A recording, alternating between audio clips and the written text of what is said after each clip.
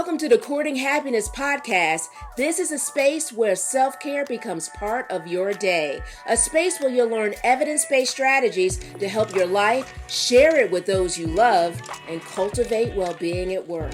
I'm your host, Dr. Kortni Alston. I'm a former news director, television reporter, turned happiness scholar, TEDx speaker, and transformational trainer.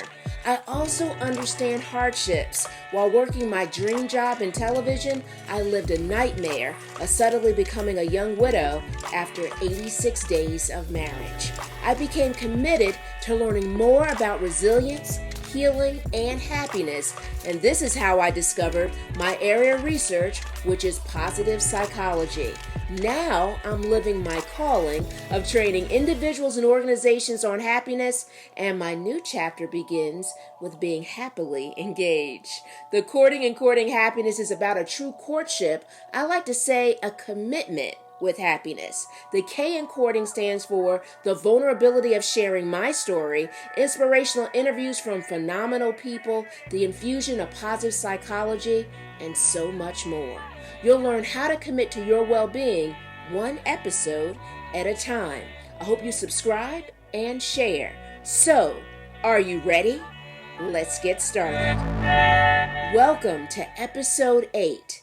Today is all about handling holiday stress during a pandemic.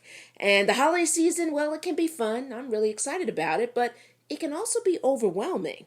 The holiday season can be a recipe that involves so many variables, from shopping, decorating, cooking, baking, making different meals, cleaning up, entertaining. But this season, there's an added element that many of us didn't suffer with, last season, and that's the coronavirus. The pandemic has really been an unexpected visitor that we're trying to wrap our minds around. I know I'm still trying to wrap my mind around it. I posted about this in Instagram, at least partly about this. I talked about Thanksgiving and really the stress that happens during Thanksgiving. And I shared it in my Instagram stories, and I mentioned how it was just around the corner and asked people, were they feeling stressed? Most of them actually said they weren't. But I have seen this trend in regards to people discussing the levels of stress and what that means. And also I've noticed that people that are experiencing stress at this time of year are those that have been suffering with a level of loss. Either death, divorce, job loss, or other life transitions. I've also had it in terms of friends who've reached out to me who are sharing how stressed out they are about the demands of working remotely from home, balancing family, and even levels of isolation. And some of us, if we're caregiving in this climate, then that also has its other levels of challenges as it relates to our loved ones. We might be asking ourselves these questions. And that is, do I have a small dinner party this year in terms of the holiday? And if we do, how do we remain safe? And how can we keep relatives that are high risk feeling safe and even practice social distancing, believe it or not, in our home? Or maybe it's grieving the loss of what was. Meaning, because of the pandemic, your family might have settled on not seeing each other in person at all or just doing it virtually.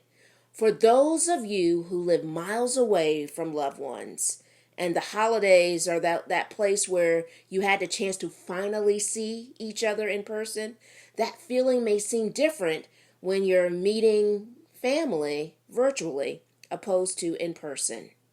So the Mayo Clinic shared some best practices to keep in mind that I really, truly value, and I'm super excited about being able to share them with you today. So here are some tips to prevent holiday stress and depression.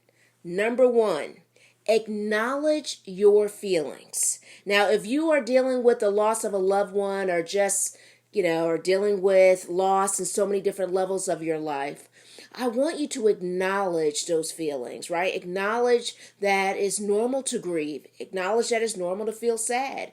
I loved how they shared that it's okay to cry. I want to share a story with you. Recently, a student scheduled virtual office hours with me because I'm also a professor. And really, she scheduled it with me because of stress. Not even a minute into that Zoom session with her, she cried. I advised her that it was okay. And one of the things that I believe we must do in this world is let someone feel their way through. I was watching a reality show. I won't mention which one, but I was watching a show a few months ago, and a person was crying, and the other person who they were related to, in terms of that cast member, they were trying to comfort them. And I remember that the individual said, quote, "Stop crying, don't cry." And I'm like, yikes. I thought to myself, I understand that it might be hurtful seeing a person that you love upset. But the greatest gift we can give is allowing them to feel. My thoughts were that the reality star was probably feeling, it's hard to see you cry. Please stop. I wish I could fix it. But the best gift we can give ourselves and the others is really allowing them to feel, cry, grieve, acknowledge the feeling. The Mayo Clinic says, quote, "You can't force yourself to be happy because it's the holiday season." And that's so true, right? You can't force yourself to feel these things that you might feel that you should feel, right? Because we think of the holidays and we think, oh, I should be happy. I should be joyful. But also understand that it's okay to feel your way through. And by the way, that student that I talked about earlier, that I had the virtual session with, well, it ended with a smile. And she said that she felt so much better after talking with me. So there's a value of acknowledging your feelings. So number 2 is reach out. Now, if you're feeling lonely or isolated, reach out to people. The Mayo Clinic advises, quote, community, religious, or other social events. Okay, I have something to add to this. And that is, I want you to think about those positive relationships that we've been talking about in past podcast episodes. For example, a member of my self-care squad, yes, I have a self-care squad. For those of you who watched or listened to other podcasts as it relates to courting happiness, know about the self-care squad. Well, my self-care squad sent a group text to share that, that one individual shared that she was stressed. And I feel like our group is like Batman. In the movie, the police commissioner would flash the bat sign to signal to share with Batman, hey, we need help. That's kind of how we operate in the self-care squad. We flash that big S for self-care, and we jump in ready to support each other without judgment, really giving each other permission to be human. We're empathetic, we're active listeners, and I love this. I love the question that we all pose in that group, and that is, what can I do to support you? I mean, how powerful is that question? Think about it. What can I do to support you? And so we all do this, and I like to call this our 24-hour text support. So we text anytime, and no matter what, we will be there for each other in terms of either responding, or better yet, I love this, we schedule these virtual sessions with each other. I have to say this to you. We don't live in the same area. Matter of fact, we live in multiple states and distances away from each other.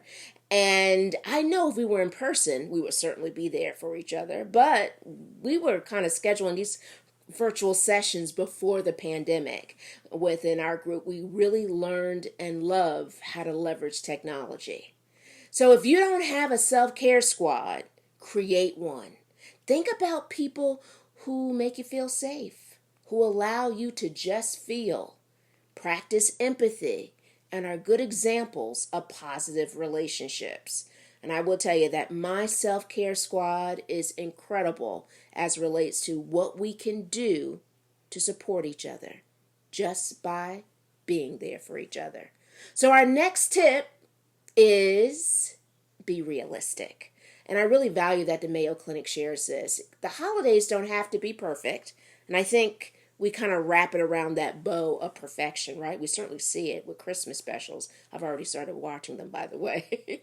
But, they don't have to be perfect.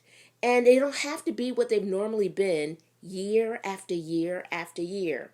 Remember, families change and they grow. And so can traditions and rituals. So you can use this as an opportunity to kind of create new ones and think of new ways to celebrate with each other.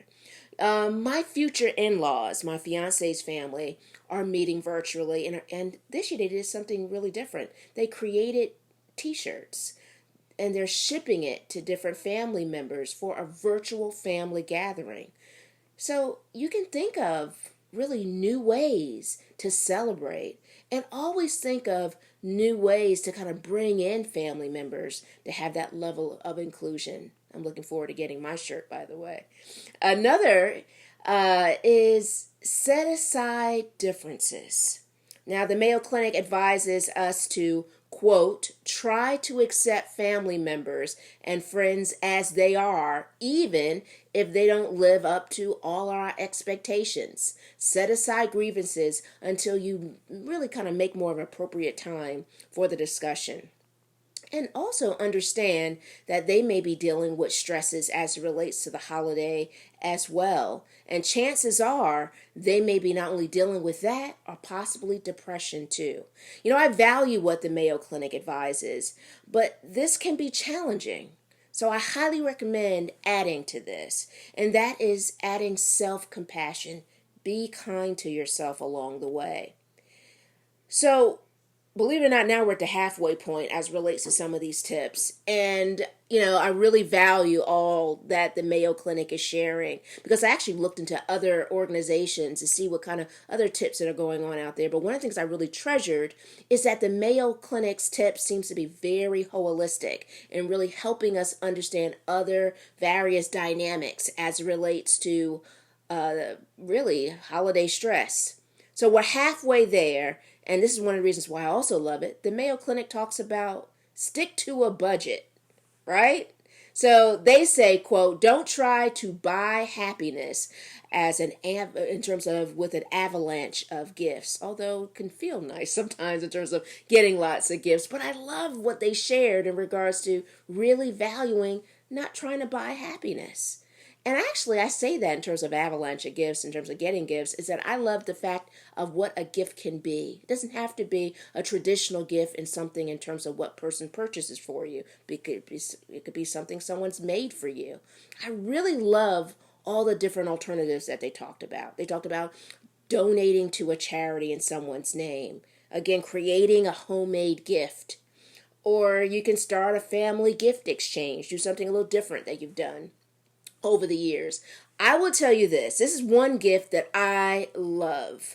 And I love, as you notice, I love to leverage technology. And this is not a holiday gift I've ever done, but I think it could be holiday inspired. A few years ago, I created a birthday video for my fiance, Ken. I did it through a company called Tribute. Now, one of the things I loved about Tribute, because I was thinking about how do I go about collecting all these videos and organize them along with everything else that I have going on. And so what I loved is that people could create a short video and it was placed on their platform. So everything was going into their platform, which allowed me to really organize myself pretty well. And then I was able to edit it all on the platform. I was able to also keep track of the submissions.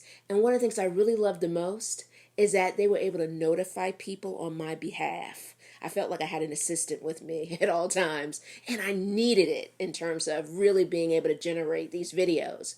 You can also purchase a package from them that allows the company to do it all. Now, they're not sponsoring this podcast, but I'm sharing it because that's how important and that's how valuable I felt the company was in terms of creating this incredible birthday video. And I will tell you this, that when I gave it to my fiance, Ken, he loved it. He still loves it, by the way. And so I say that because I believe that this is a time for us, remember, to create new traditions for one another, right? I can see a person or a family creating a keepsake video for the holidays, and I think it would be a great gift. to play on those moments when you're missing each other. It's really something that you can continue to play beyond the holidays itself, right? So if you create a video, I love to hear, and actually I love to see yours as well. But I think that's another great way of leveraging technology, and also another great way to create a new plan or a new way to celebrate each other. So the next one is plan ahead. As you can tell, I love planning. But what I love so much about what the Mayo Clinic offers, it says, in terms of helping with last minute stress, which can be overwhelming, right? They mentioned plan ahead. Plus, think about eliminating stress by possibly considering shopping online and things that you possibly might be able to delegate. Don't forget to think through what you need. I think that's really the important part of planning ahead. It allows you to really kind of think through the process. Then, if you want, right, and if you're thinking about entertaining, you might want to start planning ahead in terms of meal prep, and then also planning ahead as it relates to who's going to help you clean up as well. So great strategies to really help serve you in regards to eliminating stress. The next one is something I've talked about in previous episodes, and I will tell you this, I'm so glad the Mayo Clinic says it too, and that is learn to say no. Remember this, saying yes will add to your stress, making you feel overwhelmed and even resentful. Raise your hand if you've been there in regards to being extremely stressed, dealing with so much, and then saying yes to so many things and realizing that you're overextended. By the way, those of you who are listening, my hand is raised really high. So let's work hard and avoid that. Right? Let's try to make sure that we're saying no more. And saying no more is saying yes to your well-being. Also, keep that in mind. Next tip is don't abandon healthy habits. Remember to make healthy choices because overindulgence of poor habits can add to your stress as well. Another is take a breather. Make some time to really make time for yourself. Take a break, spend time alone, maybe giving yourself 15 minutes without the distractions to kind of help you refresh and recharge. And think about these things. What reduces stress for you?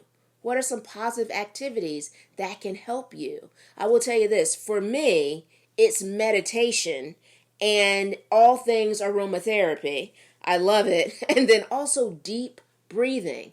And I will tell you this, I love finding videos on YouTube or just following my favorites like Dr. Wayne Dyer or practicing self-compassion with Dr. Christian Neff. So this is the last tip, and it's one that I share really at all my speaking engagements. I talk about this often, and that is the importance of seeking professional help if you feel you need it. If you're finding it challenging or feeling anxious or suffering with anxiety, unable to sleep, unable to face your routines, talk to a doctor or find a good mental health professional to help. I really love that the Mayo Clinic shared all of these incredible strategies because all of these tips truly can serve us during this time. I hope it will help you push through the hecticness of holiday stress and planning through the pressures of a pandemic. Well, I got to tell you this, I hate to say this, it's time to go, but let's continue this conversation online. I want you to join the Courting Happiness podcast community in Facebook. Don't forget, it's Courting with a K. Our private Facebook group is a safe haven to share, meet more people looking to build positive relationships, focus on your well-being, and guys, create a happier life. I'm so happy that you're committed to happiness, but are you ready to spread happiness? I hope you subscribe and share this podcast with your family, friends, coworkers, and all the important people in your world. We release a new episode every Thursday. I want you to continue to commit to your courting happiness journey. I want you to be well, be happier, and be kinder to yourself. I can't wait to see you next week.